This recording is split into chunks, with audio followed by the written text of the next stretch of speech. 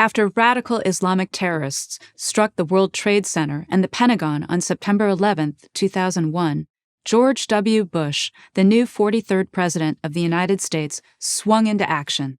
His every thought was about keeping America safe. Supported by a highly experienced team consisting of Vice President Dick Cheney, Secretary of State Colin Powell, Secretary of Defense Donald Rumsfeld, and National Security Advisor Condoleezza Rice, Bush, himself a former Texas Air National Guard fighter pilot, declared a war on terror. The real-life villain was Osama Bin Laden, the leader of the Islamic terrorist group Al-Qaeda and the mastermind of the 9/11 attack. Bush emphasized that he would make no distinction between the terrorists who committed these acts and those who harbor them. This put Afghanistan's Taliban regime, which had given Al-Qaeda safe haven, in the crosshairs. In October 2001, Bush ordered military action in Afghanistan. Within 2 months, the Taliban was overthrown, replaced by a new government friendly to the United States. Osama bin Laden, however, evaded capture. Bush could have ended it there, but he worried that a new attack, perhaps of even greater magnitude, was inevitable. The main source of his fear was Saddam Hussein, the dictator of Iraq and longtime sponsor of terrorism.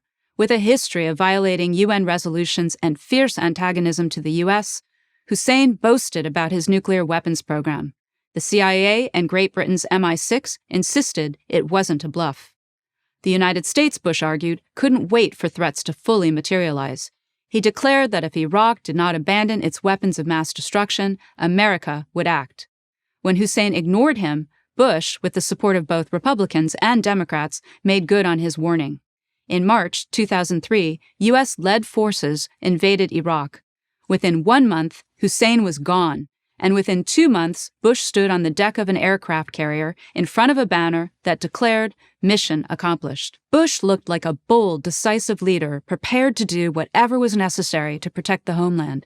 Voters rewarded him with a victory over the Democratic candidate, Massachusetts Senator John Kerry, in the 2004 presidential election. As Bush's second term began, however, the situation in Iraq deteriorated.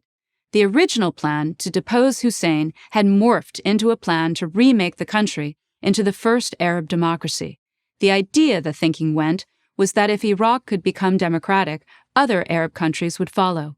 America hastily organized a Western-style election, but Iraqis' tribal hatred for each other soon erupted. The U.S. was caught in the crossfire.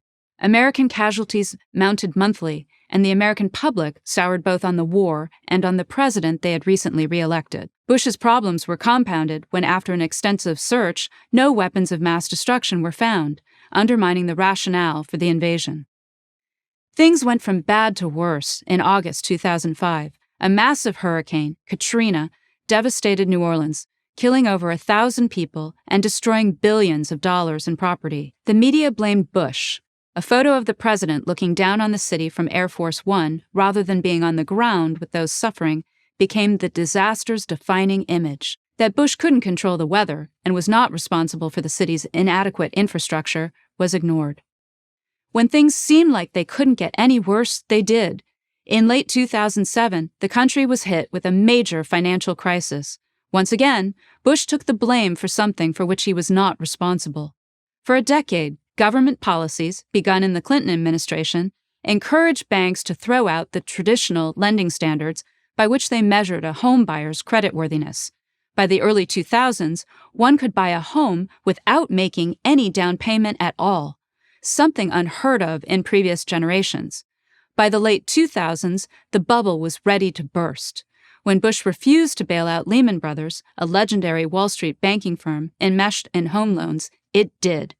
Against his free market instincts, Bush committed $700 billion to rescue the mortgage industry, an act some say saved the economy, but left Main Street angry that it was footing the bill for an irresponsible Wall Street. Bush's approval rating fell to a dismal 25%. Yet amid all these setbacks, Bush did something quite extraordinary, an act of true courage. When almost all his advisors, both military and political, told him to cut his losses and accept defeat in Iraq, he refused. He believed that such an action would irreparably damage both America's security and credibility with its allies. Rather than drawing down forces, he decided in January 2007 to increase them. a strategy that came to be known as the Surge. It worked. By the following year, American casualties had dramatically diminished. When he handed the presidency over to his successor, Barack Obama, there was a clear path forward for both Iraq and the U.S. economy. It was an impossibly difficult 2 terms, but Bush could point to one undeniable fact. After 9/11, there had not been another such attack on American soil. I'm Elizabeth Spalding, Senior Fellow at Pepperdine University's School of Public Policy and Chairman of the Victims of Communism Memorial Foundation for Prager University. Thank you for watching this video. To keep PragerU videos free, please consider making a tax-deductible donation.